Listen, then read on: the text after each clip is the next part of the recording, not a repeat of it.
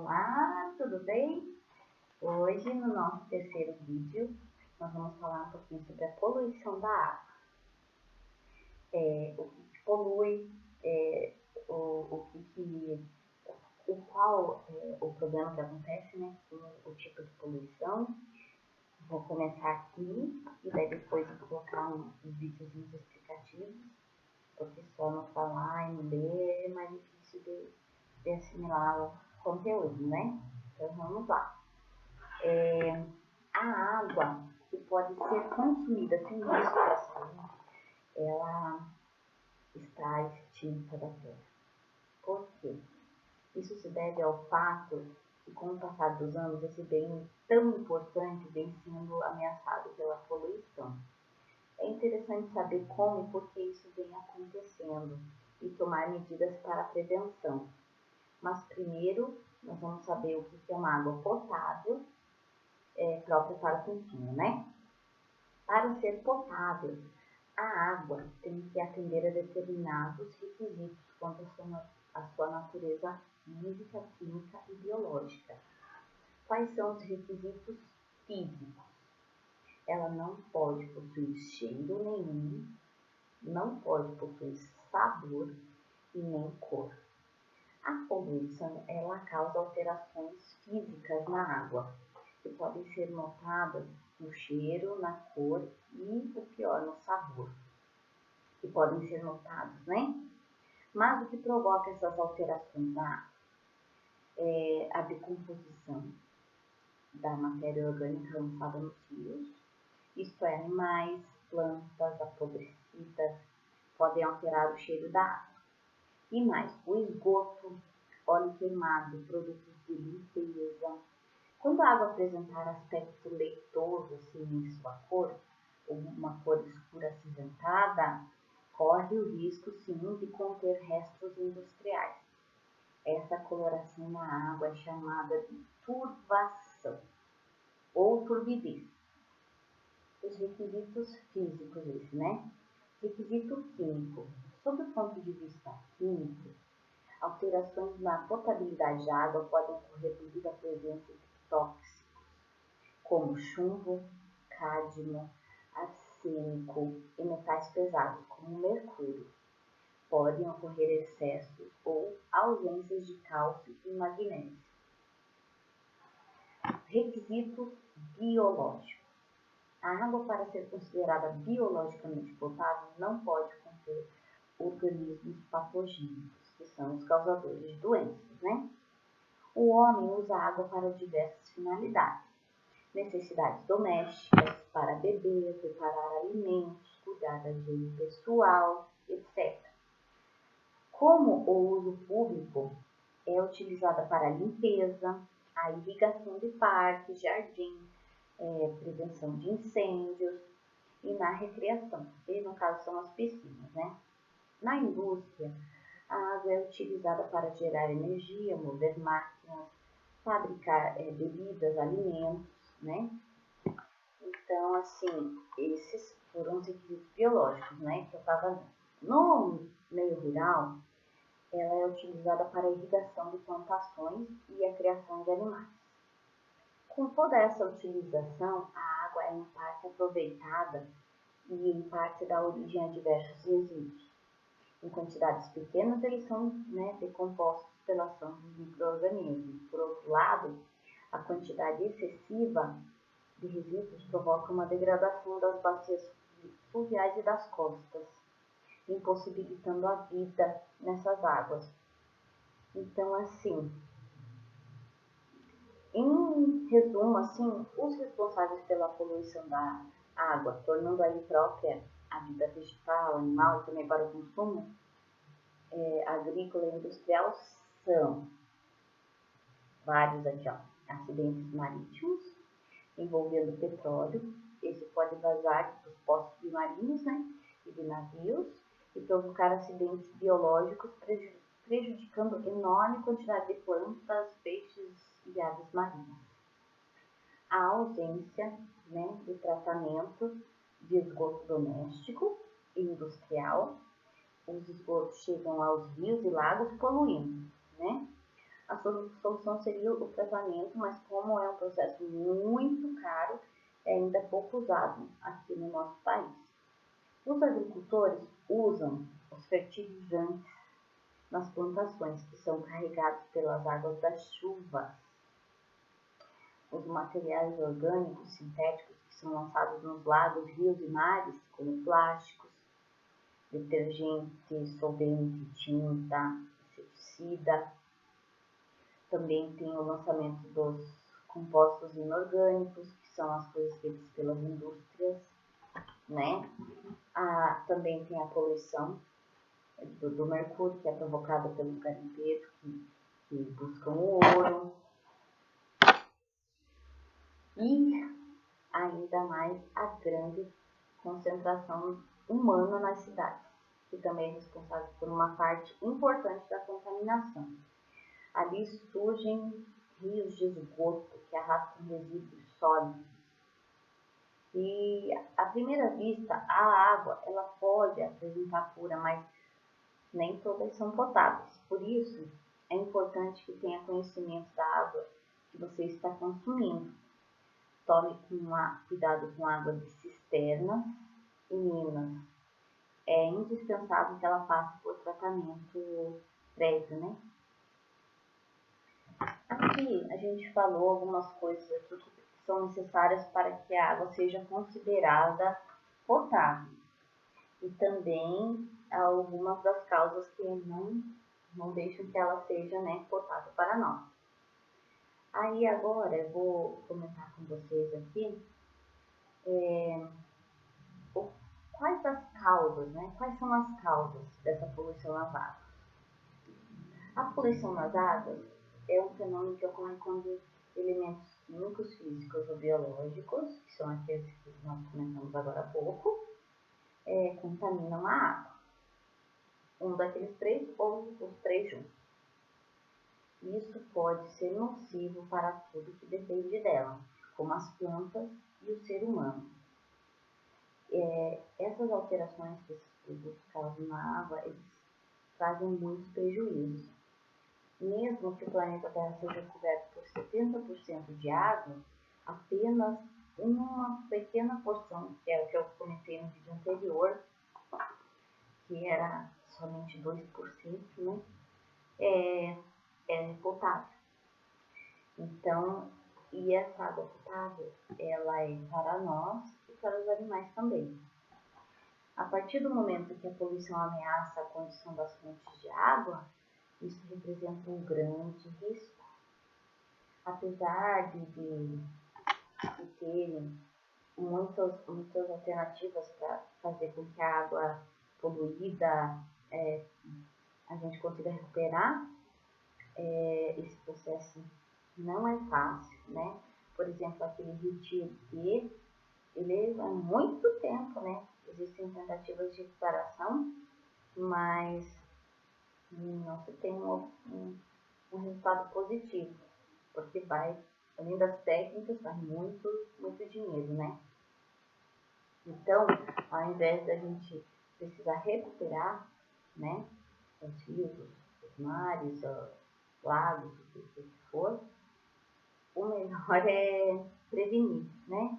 Porque tentar remediar depois não é mais difícil. Então, é aquele ditado realmente, melhor prevenir do que remediar. Vamos conhecer mais sobre o que provoca a poluição da água, tá? E suas consequências. Daí, a partir daí, é possível que a gente possa ver o que nós podemos evitar para que isso não aconteça.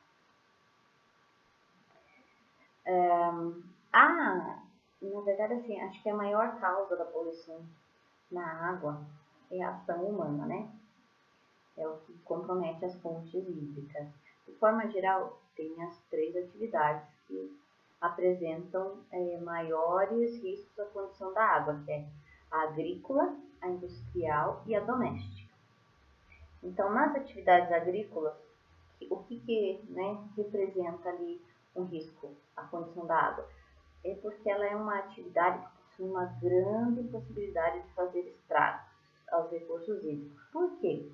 porque é uma atividade realizada com certa proximidade das fontes de água, como os rios ou lençóis freáticos, né? E daí o que acontece? A utilização dos agrotóxicos pode ser muito prejudicial, pois eles podem penetrar no solo e afetar os lençóis freáticos. E o uso de fertilizantes também, que são levados pela chuva. As atividades domésticas também afetam muito a qualidade da água. Por quê? Porque a falta de cuidado com o que se joga pela pia pode ser bastante prejudicial às fontes de água. Por quê? O esgoto pode chegar até corpos de água e levar, por exemplo, óleo de cozinha, e esse óleo, por exemplo, não leva o devido cuidado. Mas o que também tem bem comum na cozinha é o detergente. Ele pode alterar o crescimento das algas, do fitoplâncton, além de quebrar a tensão superficial da água. Isso pode alterar a disponibilidade do oxigênio. Por isso que a gente vê muitas reportagens onde os peixinhos já estão mortos ali boiando, né? É a falta de oxigênio. Além disso, também tem o saneamento básico, né? Por quê? Porque geralmente as pessoas que não têm o saneamento, eles acabam fazendo ligações clandestinas do esgoto. E do esgoto já para rio, lago, né? E contamina tudo, né? Contamina as fontes de água e de forma bem grave. Então, atividade agrícola, doméstica e atividade industrial. A indústria também pode ser um grande fator de poluição. Por quê? Porque a indústria petrolífera, por exemplo, já houve diversos casos de vazamento de petróleo, né, no mar, e as consequências disso foram terríveis para a fauna marinha. Além disso, tem as indústrias têxteis que podem afetar o ambiente com corantes, outras substâncias químicas também nos seus processos, né? E existem diversos outros exemplos dentro dessa atividade onde pode ocorrer a poluição das águas, mas a maioria são dessas três grandes áreas, né? Agrícola, doméstica e industrial. Eu vou colocar aqui um pequeno videozinho para que a gente assimile melhor sobre essa poluição e daí nós já voltamos a conversar. É tanta água que nosso planeta parece um ponto azul no universo. 3/4 da superfície da Terra são cobertos de água, mas a maior parte não está disponível para o consumo. 97,5% da água do mundo é salgada, dos mares e oceanos. O restante, 2,5%, é água doce. Só que o maior volume de água doce está congelado nos polos e no alto das grandes montanhas. Você saberia dizer quanto sobrou de água disponível para o consumo? Apenas 0,007% de toda a água do planeta.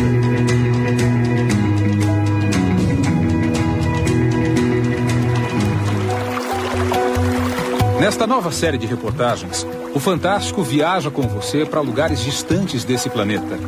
Regiões onde a água limpa é como um tesouro, precioso e cada vez mais raro. Como é a vida no deserto do Atacama, o lugar mais seco do mundo?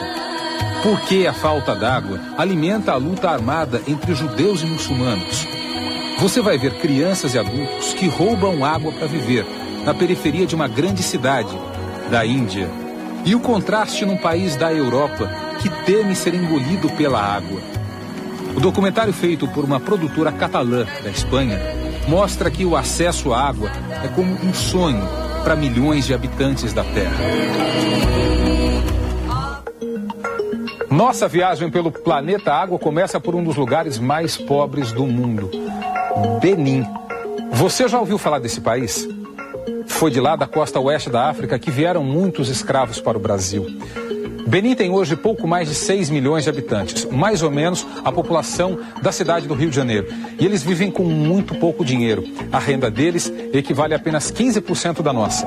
Você vai conhecer a rotina de um vilarejo rodeado de água. Água poluída. Um exemplo do que acontece também aqui, em muitas cidades brasileiras.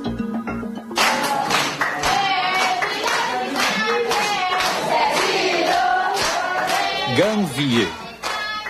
Este é o nome de uma pequena cidade construída sobre estacas no interior de Benim, um país que foi dominado pela França até 1960. E este é Crépin, um menino de 10 anos que vai nos contar como é a vida dele e de outros habitantes de Ganvié. Aqui em Benim, ele diz, não existe falta d'água, mas ainda assim nós todos sofremos. Na minha cidade, as pessoas sempre souberam lidar com a água e isso garantiu nossa sobrevivência. A importância da água aparece até nas palavras do rei. Eu diria que nós vivemos num mundo isolado, onde tudo gira em torno da água, ele afirma. A água nos ajuda a preservar os valores originais da nossa comunidade. Aí está Crépin, aprendendo o ofício que dá sustento à família. Assim como no passado, nós todos vivemos da pesca. Usamos a cádia, uma espécie de rede. Mas agora, há muitos de nós pescando no lago Noukiwe. O peixe está cada vez menor e a água cada vez mais poluída, diz o menino. O nível de poluição é alto no lago, porque as pessoas jogam pesticida na água para envenenar os peixes. Assim acham que fica mais fácil pescar. A poluição química está sem controle, lembra o pesquisador da Universidade Nacional de Benim. E a poluição biológica também. O interior dos peixes está contaminado por coliformes fecais. Nós aconselhamos as nossas mulheres a não comer as guelras dos peixes, ou pelo menos limpá-las bem. Eu diria que a poluição aqui já atingiu níveis alarmantes.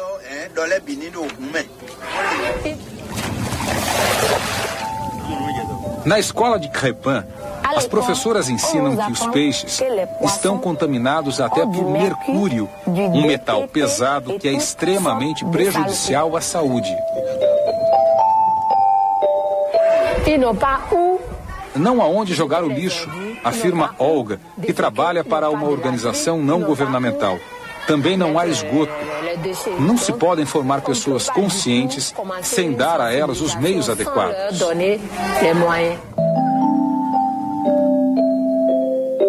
Todo dia, Crépin tem que buscar água para a família dele.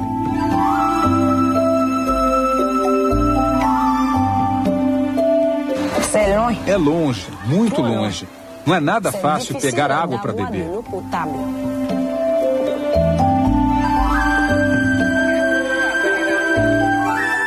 Em Ganvié, só existem 3 poços.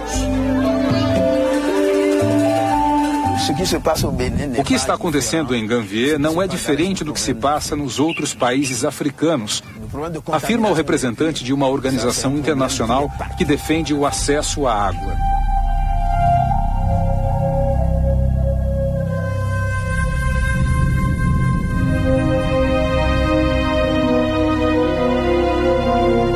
Muitas crianças bebem a água contaminada do lago.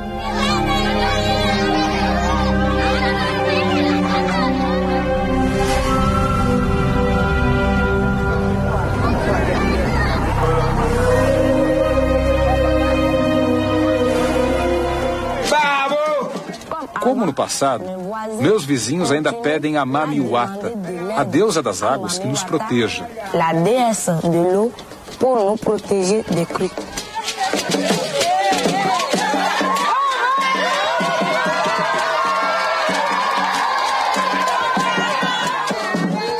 Mas eu não acho que a solução para os problemas que a gente tem com a água venha dos espíritos.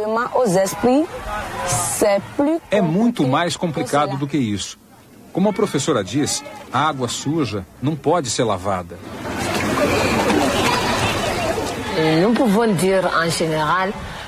O problema em Benin não é a falta d'água, mas sim o mau uso, lembra Olga.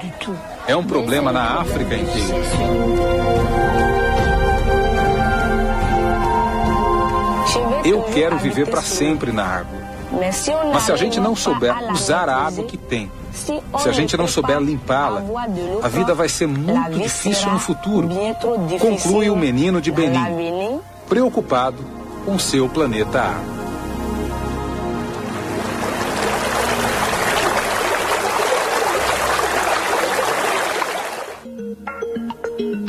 Se o planeta Água tivesse uma capital, ela seria o Brasil. Temos a maior quantidade de água doce do mundo, quase 14% de toda a reserva do planeta. O Dia Mundial da Água, quinta-feira próxima, poderia ser um dia de festa no Brasil. Poderia. Se nosso país não tratasse tão mal essa que é uma de suas principais riquezas. De norte a sul, rios extensos e profundos cortam o país. E, ao mesmo tempo, servem de esgoto. Uma pesquisa do IBGE de 2002 é reveladora. 47,8% dos municípios brasileiros, quase metade do país, não coletam nem tratam o esgoto. A sujeira vai parar nos rios.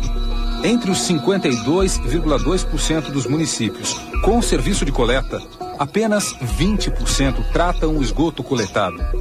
Embora seja essa a maior fonte de poluição de nossas águas, não é a única. O agrotóxico das lavouras também contamina grande parte dos rios brasileiros.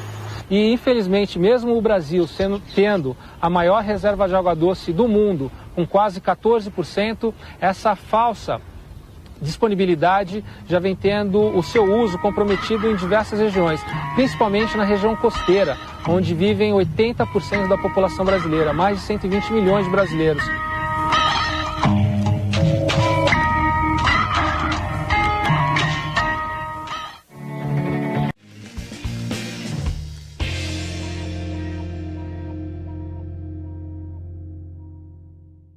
Quando falamos em meio ambiente, natureza, ecossistema, nós já pensamos em plantas, árvores, animais, ou seja, o meio ambiente terrestre. E já sabemos que esse ecossistema enfrenta uma série de desafios para se manter saudável. Eu estou falando, gente, das queimadas, tráfico de animais, poluição, extinção, desmatamento, mas que acontece no fundo do mar. Um outro ecossistema, uma outra lógica de funcionamento. O que sabemos sobre a vida marinha, como ela se organiza e quais os desafios que o mar enfrenta para se manter vivo. Biosfera no mar, pela sustentabilidade do planeta.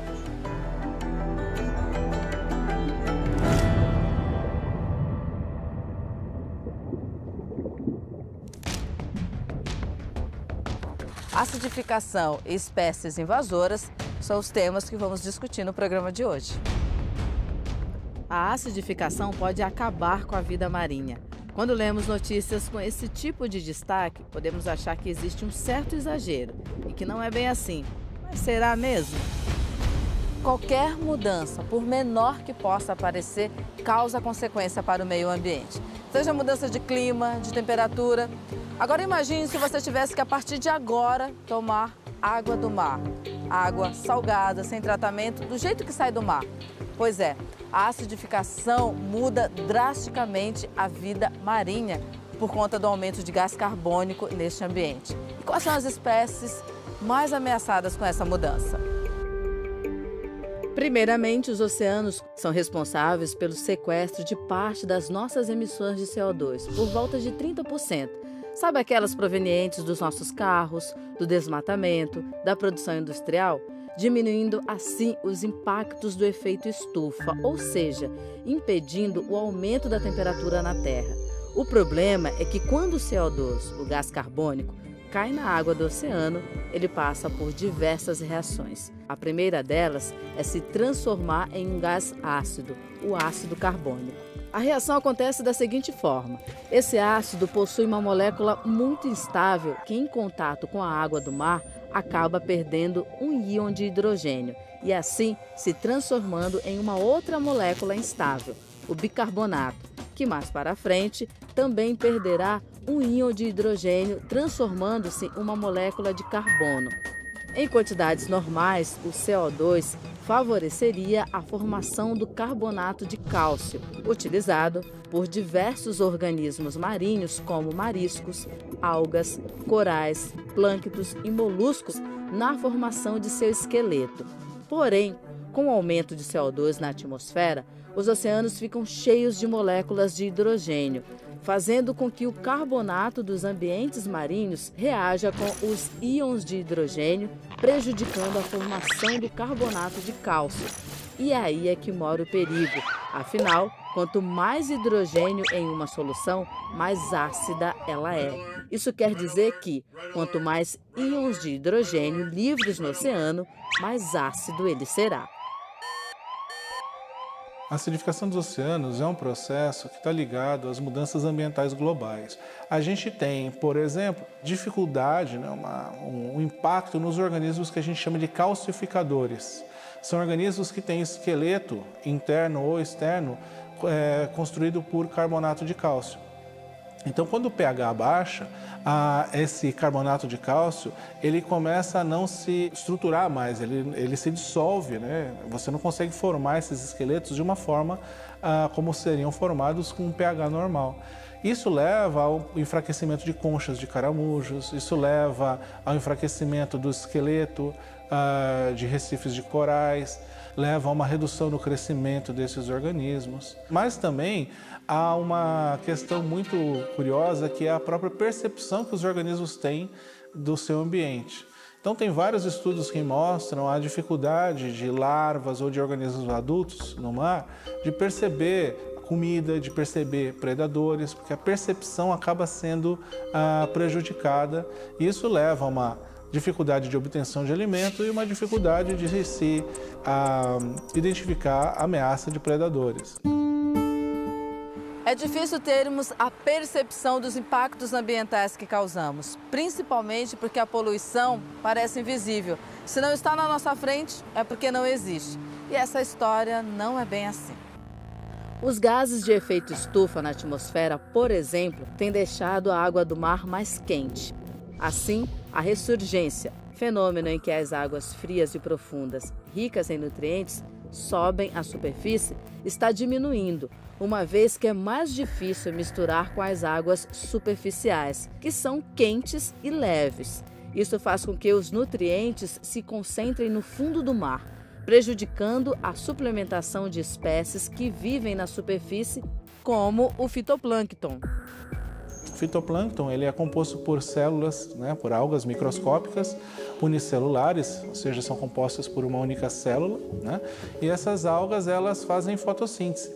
Elas utilizam a luz do sol, elas consomem o gás carbônico, ajudando a sequestrar, a retirar esse gás carbônico da atmosfera e da água do mar, e transformam isso em mais algas, em matéria orgânica que é utilizada por outros organismos para se alimentar, E com isso, é o resultado desse processo que a gente chama de fotossíntese, nós temos a produção de oxigênio. Boa parte do oxigênio que se respira hoje no planeta vem das microalgas do fitoplâncton.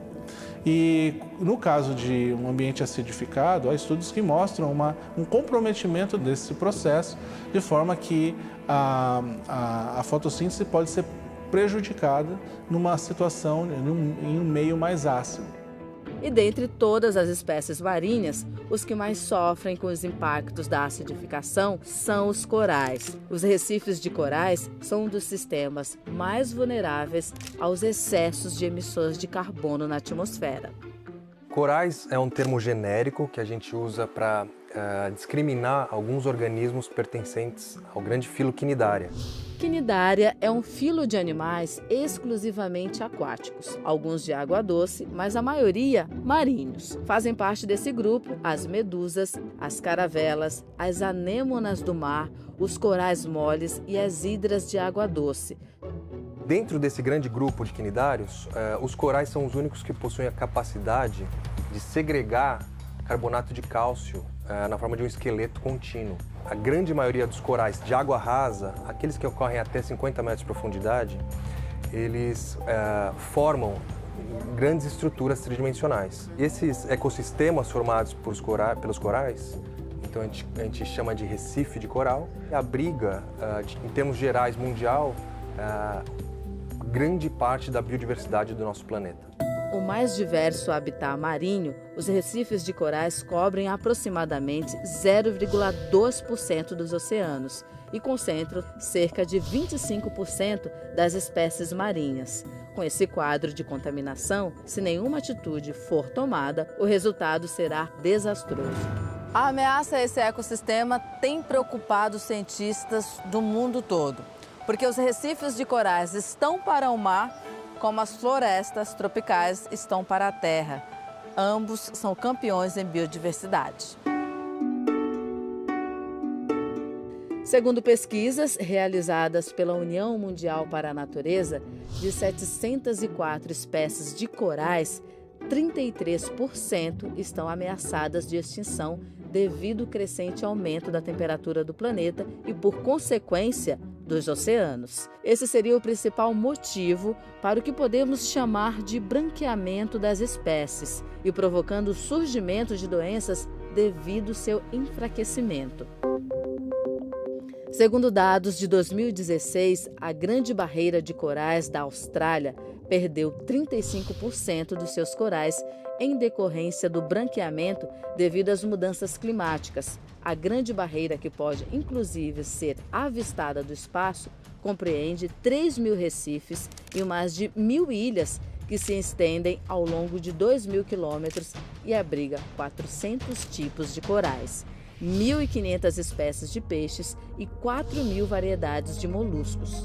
Acredita-se que, assim como as florestas guardam tesouros em termos de organismos curadores de doenças, os recifes de corais também. Afinal, 2 remédios extremamente importantes, o AZT, coquetel contra o vírus de AIDS, e o aciclovir, que combate a herpes, são derivados de componentes encontrados pela primeira vez em esponjas do mar.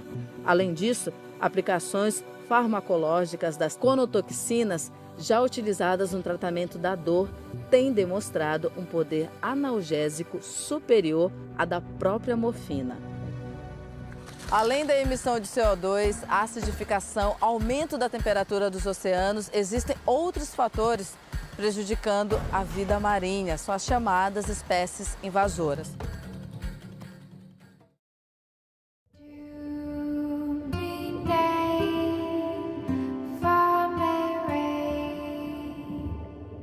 Eles não cantam, mas estão fazendo um verdadeiro show no fundo do mar. Sim, quem mergulha e se depara com um coral-sol fica maravilhado com seu tamanho e sua beleza. Mas como diz a sabedoria popular, quem vê cara não vê coração. E ninguém imagina que ele é praticamente uma praga e está contaminando todo o litoral brasileiro.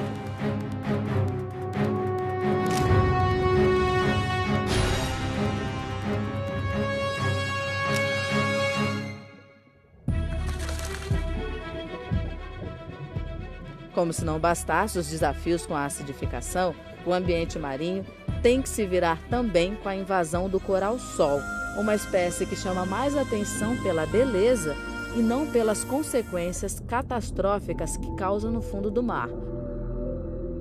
Coral-sol é um termo que é o mais utilizado nessas regiões de invasão, né, pelo fato dele realmente, quando aberto, ter um formato de um sol, né, aquele que as crianças desenham.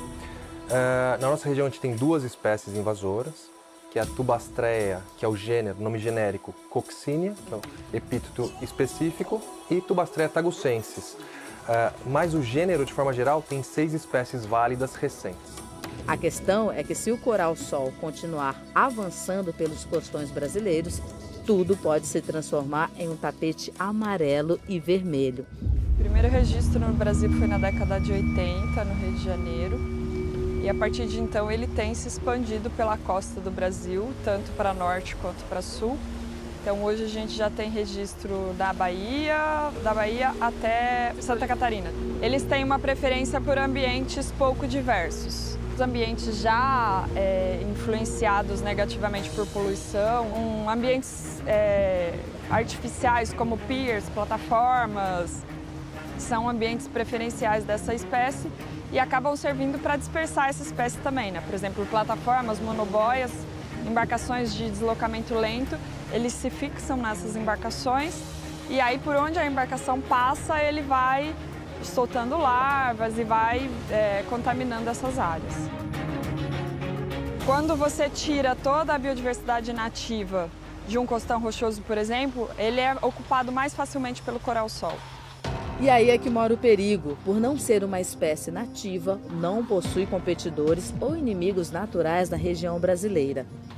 Bom, nas regiões de ocorrência natural dele, como por exemplo o Indo-Pacífico, ele não é um problema. Por que isso acontece? Nessa região ele foi evoluindo junto com as outras espécies de coral. Nessas regiões do Indo-Pacífico, por exemplo, a gente tem mais de 600 espécies de corais de água rasa. Aqui no Brasil a gente tem muito menos. A gente tem cerca de 15 espécies só que evoluíram de forma separada, bem segregada dos corais do Indo-Pacífico. Então, com a chegada do coral-sol aqui na nossa costa, ele não tem competidor. Então, ele não tem nenhuma espécie que consiga competir com ele em termos de ocupação de substrato. Não pelo menos de coral e não pelo menos que a gente tenha conhecimento até o momento. Em estratégias competitivas com os corais nativos, ele é melhor. Então ele tem diversas estratégias, como produção de toxinas, que impede ou mata os corais nativos. Ele tem várias estratégias reprodutivas que possibilitam a ocupação em até 80%. A gente tem aqui atrás da Ilha Bela 2 ilhas, Búzios e Vitória, que hoje já estão com uma porcentagem de quase 80% de cobertura do coral-sol. E ele tem, além dessas estratégias competitivas e reprodutivas, ele tem um crescimento muito mais rápido do que os corais nativos. Então, uma colônia de 6 meses, 1 ano, ela já é uma colônia reprodutiva e os corais nativos, eles levam 15, 20, 30 anos para ser uma colônia reprodutiva.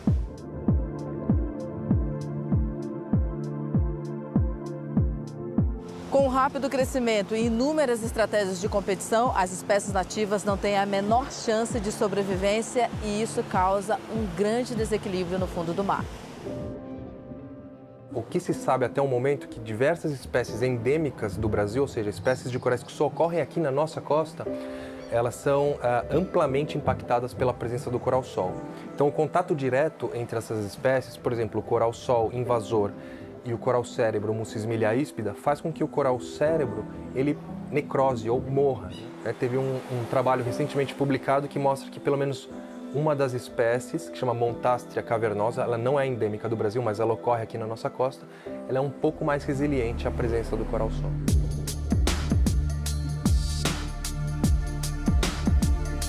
O coral, a partir do momento que ele ocupa o costão rochoso, que é a base do ecossistema recifal marinho, ele acaba interferindo em toda a cadeia trófica do ecossistema marinho, né? Então, por exemplo, se você tem um ecossistema marinho ocupado só por corais, você perde as algas, que são as produtoras primárias. Muitas espécies de peixes se alimentam dessas algas, tartarugas, e aí você vai influenciando nos peixes, nos vertebrados de uma maneira geral e acaba afetando todo o ecossistema, né? Com a dificuldade no controle do coral-sol, a solução que os cientistas defendem é o manejo dessa espécie. E o que seria o manejo que está sendo feito, que na verdade foi desenvolvido por um grupo de pesquisa do Projeto Coral-Sol, da UERJ, que é remoção física, né? Ou seja, a gente remove as colônias adultas do ambiente. Bom, tem alguns grupos de pesquisa acreditam que isso não é eficiente, mas do meu ponto de vista, é a única maneira que a gente tem no momento para tentar combater, pelo menos em alguns locais, a invasão do coral-sol. Mesmo o manejo não sendo um consenso entre especialistas, é fácil observar uma invasão sem controle em regiões em que o manejo nunca foi feito, como é o caso da região da Ilha dos Búzios, no arquipélago de Ilhabela.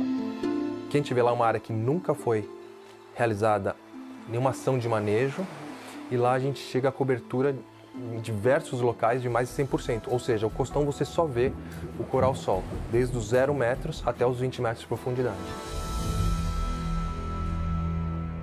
A bioinvasão é considerada uma das maiores perdas de espécies do mundo. É uma forma de poluição, um contaminante. O mesmo serve para a acidificação diretamente ligada com as nossas emissões de CO2. O fato é que o ambiente marinho está em perigo. O Brasil tem uma costa extensa, refúgios naturais, recifes intocados. Cabe a cada um de nós buscar informações dentro e fora d'água para preservarmos esse meio ambiente, esse ecossistema tão fundamental para a nossa vida e para a vida marinha. Tchau, até a próxima edição do programa.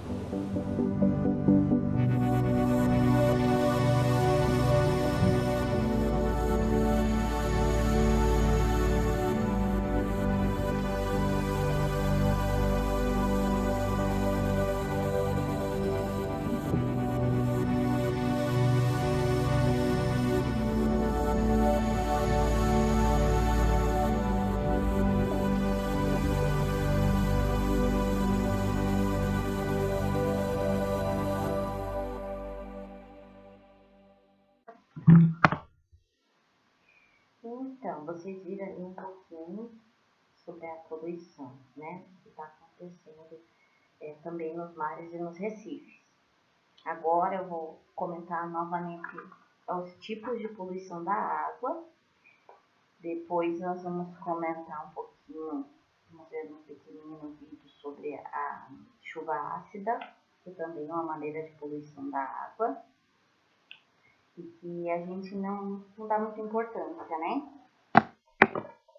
Ó, para entender quais são as principais formas de poluição da água, devemos entender que elas podem apresentar 4 diferentes formas: poluição térmica, sedimentar, química e biológica.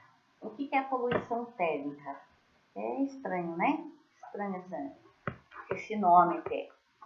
A poluição térmica, ela é um problema que vem se agravando, ainda mais com o constante aumento da temperatura do planeta, por causa do efeito estufa, né? Se a temperatura da água aumenta, pode representar uma mudança grave no ambiente, podendo afetar certas espécies que vivem adaptadas a uma determinada temperatura, né? Então, ele pode não ser o pior problema, né? Mas a gente conta também como uma poluição que está evoluindo bastante. Porque apesar dos peixes viverem na água e não respirarem o nosso ar, eles também dependem do oxigênio para sobreviver. E esse oxigênio ele é filtrado na água pelas guelras, né? Aqui dos peixinhos. Portanto, é necessário que haja oxigênio disponível na água para que eles possam respirar, né? Mas, quando a água aumenta a temperatura, ela diminui o oxigênio, né? Então, por exemplo, assim, para entender por que isso acontece. Nos refrigerantes, eles possuem gás carbônico, né? Dissolvido na porção líquida, que são as bolinhas. Quando mudamos as condições de temperatura ou pressão, o gás carbônico ele se dissocia do líquido e volta ao estado gasoso. Você pode perceber isso quando você abre o refrigerante, né? Que dá aquela pressão que sai. Então, quanto mais quente o refrigerante está, mais gás né, escapa quando a gente abre. O oxigênio na água é a mesma coisa. Quando aumenta a temperatura, ele escapa da água e volta ao seu estado gasoso. É quase quando a gente está aprendendo ali sobre como acontece a chuva, né? Que esquentam os mares, os lagos, e daí fora a água, sobe para o céu, né? Então, daqui que acontece? O coitadinho dos peixes, né? Quando o rio ou o lago sofreu esse aumento da temperatura, os peixes morrem, né, coitados. As pessoas às vezes pensam que é a poluição, sujeira, produto químico e tal, mas a poluição térmica, que é esse aumento da temperatura, também mata os peixes. Engraçado, né, que também são coisas que eu particularmente não sabia assim da temperatura. Eu sabia da poluição, né, que é aquela que a gente vê, sujeira e tudo, mas que essa temperatura, só o fato dela aumentar, os peixinhos morrem, né, eu não tinha noção que era tanto assim. Aí tem a próxima, que é a poluição sedimentar. Então, o que é? São as partículas que estão suspensas na água. Pode, né, vir diretamente do solo, que forma aquela água barrenta, ou pode ser por erosão, né, desmatamento, extração de minério. Aqueles desastres lá de Mariana e Brumadinho são exemplos desse tipo de poluição, só que numa escala muito maior, né? No caso da poluição sedimentar, a água barrenta pode diminuir a presença de luz do sol na água, afetando a fotossíntese de plantas e algas, além de afetar espécies de animais também. Esse tipo de poluição hídrica mais comum. Engraçado, né? Também é uma que a gente não ouve falar tanto, assim, só quando acontece os desastres, né? Poluição química. No caso, são a poluição por resíduos químicos, né? Ela pode acontecer de forma acidental, né? Pode acontecer por um acaso, ou intencional. Entretanto, é muito comum que a indústria despeje seus resíduos em fontes de água. A indústria têxtil acaba fazendo isso com liberar corantes e produtos químicos no ambiente após o tratamento dos tecidos. Como o tratamento desses resíduos pode representar um custo extra, alguns cometem esse tipo de atitude. No caso, as empresas podem, né, tratar esses resíduos, mas, né, tudo envolve isso. Outra possibilidade é da contaminação por resíduos da agricultura.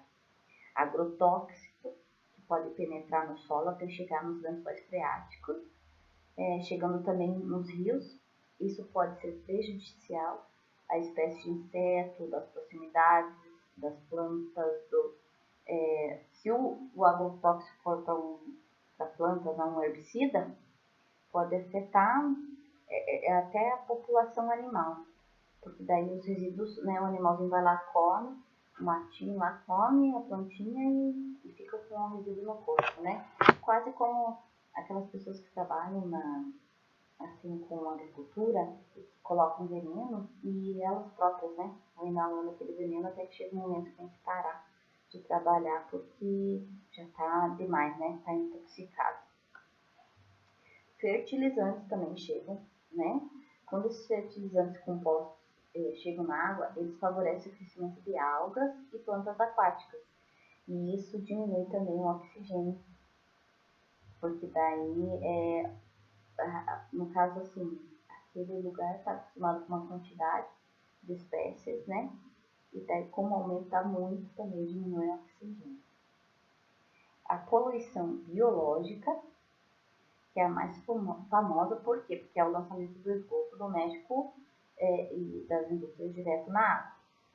Além de poderem atingir também os lençóis freáticos, proteínas, gorduras, carboidratos e bactérias são a composição dessa poluição, que vem principalmente de fezes e restos de comida. Para que ocorra a decomposição desses resíduos, devem haver micro-organismos responsáveis por isso. Mas os micro-organismos também precisam de oxigênio, né? E aí o que acontece? Os micro-organismos estão lá, eles vão consumir, né, essa comida, esse negócio, vão crescer, vão se multiplicar e a quantidade de oxigênio também vai diminuir. Que coisa, né? Os nutrientes, quando são simplificados por esse processo de decomposição, ficam disponíveis para uso das algas, né? Então, também ocorre o mesmo problema, as algas também se multiplicam demais e acaba também faltando oxigênio. As fezes contidas nos detritos do esgoto trazem os coliformes fecais. Já ouviram falar, né?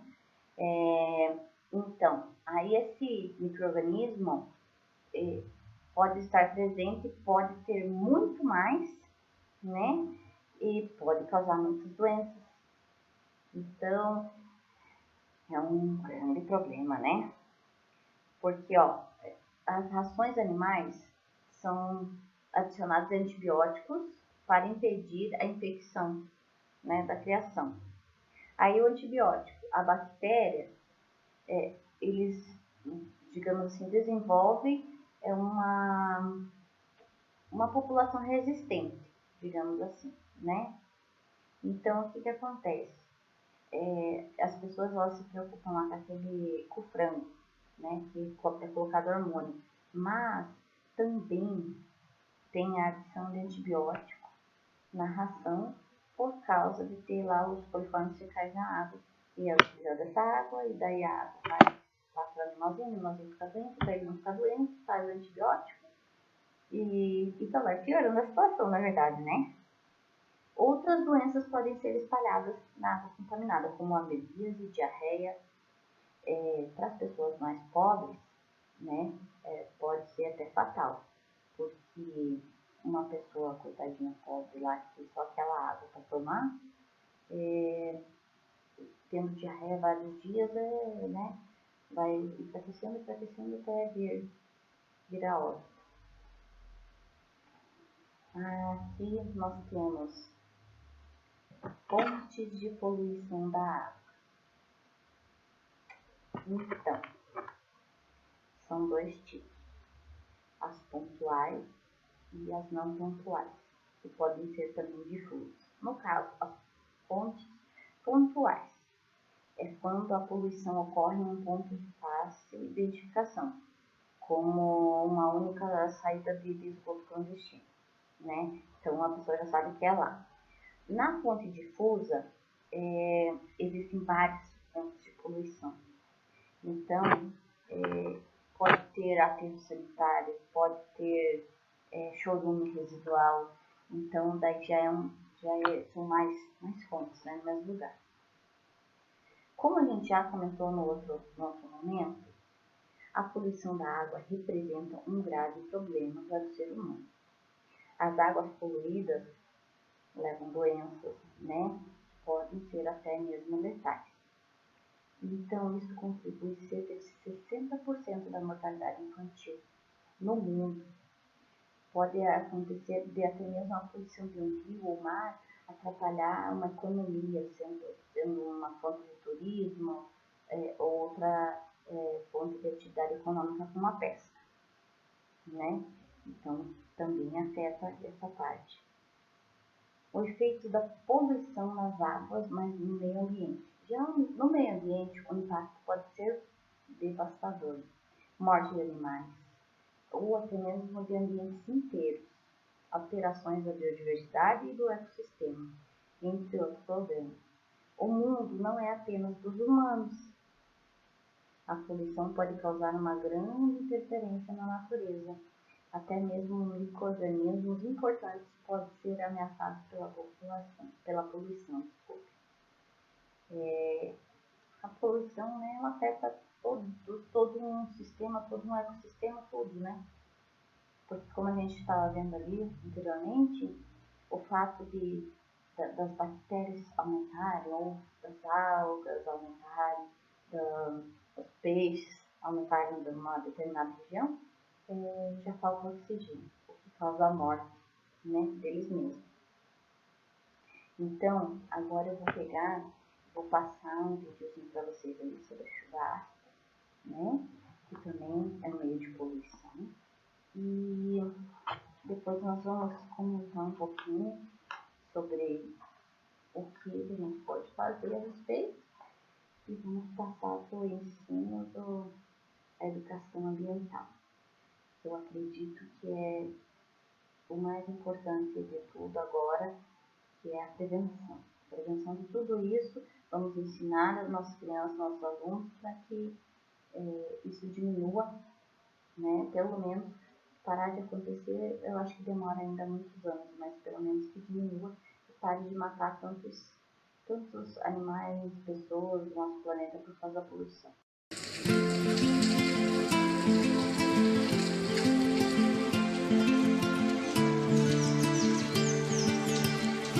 A Revolução Industrial do século XVIII trouxe vários avanços tecnológicos e mais rapidez na forma de produzir. Por outro lado, originou uma significativa alteração no meio ambiente. As fábricas com suas máquinas a vapor queimavam toneladas de carvão mineral para gerar energia. Neste contexto, começa a surgir a chuva ácida. Porém, o termo apareceu somente em 1872, na Inglaterra. O climatologista e químico Robert Smith foi o primeiro a pesquisar a chuva ácida na cidade industrial inglesa de Manchester.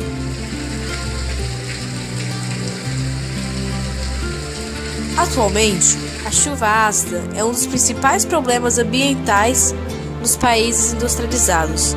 Ela é formada a partir de uma grande concentração de poluentes químicos que são despejados na atmosfera diariamente. Estes poluentes, originados principalmente da queima de combustíveis fósseis, formam nuvens, neblinas e até mesmo neve. A chuva ácida é composta por diversos ácidos, como, por exemplo, o óxido de nitrogênio e os dióxidos de enxofre, que são resultantes da queima de combustíveis fósseis, carvão, óleo diesel, gasolina, entre outros. Ela ocorre quando existe na atmosfera um número muito grande de enxofre e óxidos de nitrogênio, que, quando em contato com o hidrogênio em forma de vapor, formam ácidos como o ácido nítrico ou o ácido sulfúrico. Quando caem em forma de chuva ou neve, estes ácidos provocam danos no solo, plantas, construções históricas, animais marinhos e terrestres, etc. Este tipo de chuva pode até mesmo provocar o descontrole de ecossistemas, ao exterminar determinados tipos de animais e vegetais. Poluindo rios e fontes de água, a chuva pode também prejudicar diretamente a saúde do ser humano, causando doenças pulmonares, por exemplo. Este problema tem se acentuado nos países industrializados, principalmente nos que estão em desenvolvimento, como, por exemplo, Brasil, Rússia, China, México e Índia. O setor industrial destes países tem crescido muito, porém de forma desregulada, agredindo o meio ambiente. Nas décadas de 70 e 80, na cidade de Cubatão, litoral de São Paulo, a chuva ácida provocou muitos danos ao meio ambiente e ao ser humano. Os ácidos poluentes jogados no ar pelas indústrias estavam gerando muitos problemas de saúde na população da cidade. Foram relatados casos de crianças que nasciam sem cérebro ou com outros efeitos físicos. A chuva ácida também provocou desmatamentos significativos na Mata Atlântica da Serra do Mar. Estudos feitos pela Fundação Mundial para a Natureza mostraram que nos países ricos o problema também aparece. Na Europa, por exemplo, estima-se que 40% dos ecossistemas estão sendo prejudicados pela chuva ácida e outras formas de poluição. Mas, contudo, podemos evitar este fenômeno, principalmente conservando energia. Hoje em dia, o carvão, o petróleo e o gás natural são utilizados para suprir 75% dos gastos com energia. Nós podemos cortar estes gastos pela metade e ter um alto nível de vida. Eis algumas sugestões para economizar energia. Usando o transporte coletivo. Diminui-se o número de carros e, consequentemente, a quantidade de poluentes também diminui. Utilizando o metrô. Por ser elétrico, polui menos do que os carros. Utilizando fontes de energia menos poluentes. Energia hidrelétrica, energia geotérmica, energia das marés, energia eólica, dos moinhos de vento, e energia nuclear, mesmo que cause preocupações para as pessoas em relação aos possíveis acidentes e para onde levar o lixo nuclear. Mas também temos outras soluções. A purificação dos escapamentos dos veículos, utilizar gasolina sem chumbo e adaptar um conversor catalítico, utilizar combustíveis com baixo teor de enxofre. Singing in the rain, just singing in the rain. What a glorious feeling, I'm happy again. Hoje a gente vai mostrar como essa água aqui é tratada e chega até a sua torneira. Bora ver! A gente está aqui na beira da represa de Guarapiranga, na zona sul de São Paulo. Esse aqui é um dos pouquíssimos lugares da cidade em que a gente ainda consegue captar água razoavelmente limpa e que seja economicamente viável tratar a água. A gente consegue ver algumas garrafas PET boiando, algumas coisas que a gente não gostaria de ver na água que a gente vai beber, mas você vai ver que com bastante trabalho dá para transformar isso aqui em água limpa. Vocês não estão vendo, mas aqui nesse redemoinho tem um buraco por onde a água vai descer por gravidade até uma casa de máquinas, que vai levar por bombeamento a água até a estação de tratamento. Aqui a gente tem 6 bombas, cada bomba tem 4.000 HP e é capaz de levantar 3.300 litros de água por segundo. Não é à toa que o barulho aqui dentro é meio que insuportável. Essas máquinas que a gente está vendo aqui em cima não são as bombas, são só os motores, onde é bombeada a mesma água aqui embaixo, onde tem algumas turbinas. É aqui também que a água vai ver cloro pela primeira vez na vida. O cloro serve como um oxidante. O que significa isso? Tem alguns metais que podem ser solúveis na água. O íon de ferro 2, por exemplo, é solúvel na água, não dá para tirar da água. Só que quando ele reage com o cloro, ele perde um elétron e vira um íon de ferro 3, que é insolúvel na água. E aí a gente consegue tirar esse ferro mais para frente. E se for necessário, é colocado também carvão ativado em pó na água. Ele funciona como uma espécie de armadilha, porque tem poros que pegam as substâncias que causam cheiro e gosto na água. Depois de andar mais ou menos uns 6 km e vencer 50 metros de altitude, a água chega aqui nessa cachoeira na estação de tratamento. Aqui acontece mais uma etapa que chama coagulação. Existem algumas partículas negativas na água, algumas sujeirinhas que têm carga negativa, e por ter cargas iguais elas se repelem. A gente precisa anular essas cargas. E para isso a gente joga alguma substância que tem carga positiva. Nesse caso aqui, joga cerveja de trigo. Não, brincadeira, isso aqui é sulfato de alumínio. O sulfato de alumínio está sendo despejado por essa calha que você está vendo aqui, que vai ser misturado na água. A queda da água já ajuda a fazer essa mistura. Depois que a água recebeu o coagulante, ela vem aqui para esses tanques e recebe isso daqui, ó, o floculante. Ele trabalha como se fosse uma linha cheia de cola num tanque de areia. Ele faz com que toda a sujeira grude nele, para que ela desça e depois vá lá para o tanque de decantação. O floculante é responsável então por juntar a sujeira, para formar um grande flocão de sujeira. Aqui na floculação tem essa espuma meio esquisita, mas não precisa ficar com nojinho não. Não é a mesma espuma do rio Tietê. O que tem nela? É um pouco do coagulante que foi colocado lá atrás e um pouco de matéria orgânica da água, que é o resto de folha, coisinhas assim, que quando misturam lá naquela cachoeira, acabam juntando com algumas bolinhas de ar e aí aqui ela vai subir. Mas é lógico que isso aqui não vai para a sua água. Está numa estação de tratamento que é justamente para tirar isso da água. E esse aqui é o tanque de decantação. Aqui nesse tanque a gente já consegue ver o flocão formado. E ele é comprido assim porque ao longo dele o flocão vai descendo, ele vai indo lá para o chão. Aquelas estruturas ali na frente onde estão os passarinhos se chamam vertentes. Mary, o nome desse negócio não é vertente, o nome disso aqui é vertedouro. Para que serve? Serve para pegar só a água que está bem na superfície, que está por cima, porque a sujeira já está lá embaixo. Uma coisa legal é que aqui no final do tanque de decantação, como a maior parte da sujeira já foi para o fundo, a água está bem transparente. Vamos dar uma olhadinha de perto.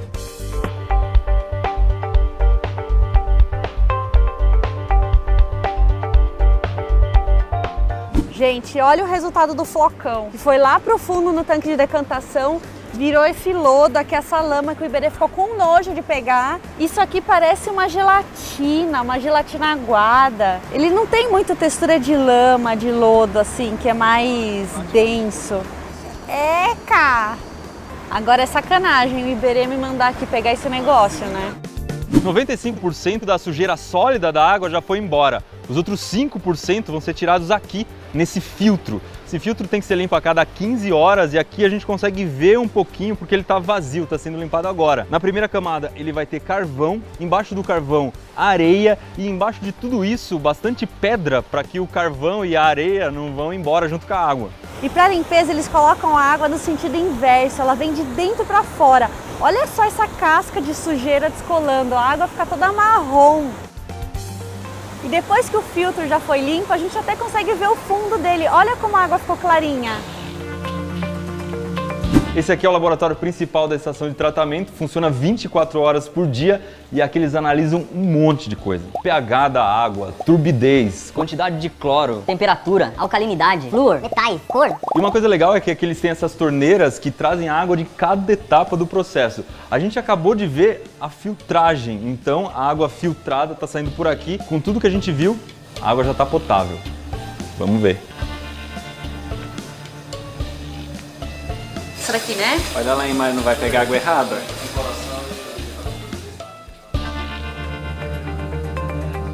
Calma que essa água ainda não está pronta para ir para sua casa. Para isso ela ainda precisa receber 3 coisas. Cal, que serve para tirar a acidez da água, porque se a gente colocar ela nos canos do jeito que ela sai aqui da estação de tratamento, o ácido da água pode corroer os canos. O cal vai evitar que isso aconteça. O pH da água que sai tem que ser mais ou menos 9, que é um pouco mais alcalino do que o neutro. E a gente tava aqui dentro, um passarinho tava batendo na janela, a gente conseguiu pegar ele. Tá meio bravo, vamos soltar o bichinho.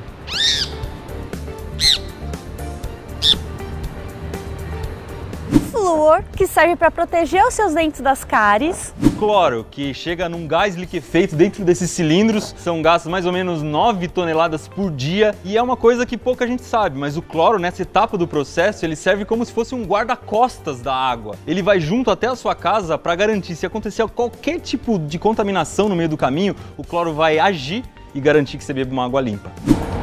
E desde 2014, essa estação de tratamento da Sabesp conta também com um outro sistema de tratamento, que é esse daqui por membranas. Dá uma olhada aqui. Esse sistema substitui a floculação, a decantação e a filtragem lá do tratamento convencional. Quando a água sai daqui, ela se mistura lá com aquela água que o Iberê bebeu para fazer a correção final. Aqui tem uma membrana fora d'água, a gente consegue entender um pouquinho como ela funciona. São milhares de canudinhos bem pequenininhos, funciona como um canudinho de refrigerante, com a diferença de que ele tem uma parede com microfuros em que não deixa passar uma série de coisas. Só que para a água entrar aqui é bem difícil, então lá embaixo existem bombas muito fortes que vão puxando a água para dentro do canudinho. E finalmente, depois de tudo isso, a água já está pronta para você beber. Fazer suco, fazer comida. E vai para aqueles reservatórios que você está vendo ali atrás. Qual a capacidade desse sistema aqui que a gente mostrou? O que guarda ali é 70 milhões de litros de água, mas produz 16 mil litros por segundo, Mary. É muita coisa. Então, como vocês puderam ver, ali agora no finalzinho é o vídeo sobre como que acontece o tratamento da água, né? Existem diferentes caminhos de combate à poluição, que é a forma que a gente vai tratar esse problema, que seriam os tratamentos de água para o consumo. Pode ser feita a purificação dela, o tratamento das águas residuais, tratar das águas que saem dos esgotos, ou que escorrem das chuvas, ou mesmo o tratamento de afluentes industriais. Todos esses processos buscam purificar o máximo possível a água para que não atinja o ambiente de forma negativa. Infelizmente ainda existe muito descarte clandestino, que são no caso assim, dos esgotos e das indústrias que também jogam seus resíduos, né, em rios e lagos, achando que a água vai levar embora, né? Então esses meios clandestinos, eles não passam pelo tratamento, o que dificulta a atuação, né, de qualquer caminho para combate à poluição. Para você evitar também ali a poluição da água na sua própria casa, ou de maneira diferente, falando na reutilização, né? Tem muitas maneiras que você pode utilizar. No próximo vídeo, na verdade, tem um videozinho ali que foi feito sobre como você utilizar ali a água que você utiliza na sua casa, como você fazer um encanamento diferente para que você use ela para lavar roupa, use na descarga. Tem um videozinho explicativo ali, né? Aí na nossa casa, além dessa maneira, também tem ali o descarte do lixo corretamente, que já ajuda, né? Evitar jogar remédio na descarga, né? Evitar jogar óleo também na descarga, solvente, tinta, né? Isso tudo ajuda, porque para tratar, como a gente já viu ali, né, no que eu estava comentando anteriormente, e no vídeo também, vai muito dinheiro para você tratar uma coisa que já, né, tá com problema, já está estragado. Agora, para você prevenir, é mais fácil, né? Então, assim, vamos através ali do próximo vídeo, que ele fala como você pode reutilizar a água, como alguns lugares já fazem isso, né? A fim de evitar a poluição, como algumas empresas também estão reutilizando a água, porque elas conseguem muitos benefícios, principalmente no custo, porque daí diminui os impostos devido à poluição, diminui muita coisa, para eles é ótimo, só que nem todos querem fazer, porque exige um trabalho, exige modificação no sistema, tudo, né? Mas é possível, então depende da boa vontade de todos. Eu vou ficando por aqui nesse vídeo. Agora vocês ficam comigo para o próximo, né? Que vai falar ali sobre a reutilização, como a gente diminuir essa poluição da água. E não sai daí, vão ficando comigo, tem ainda mais um pouquinho, tá bom? Tchau!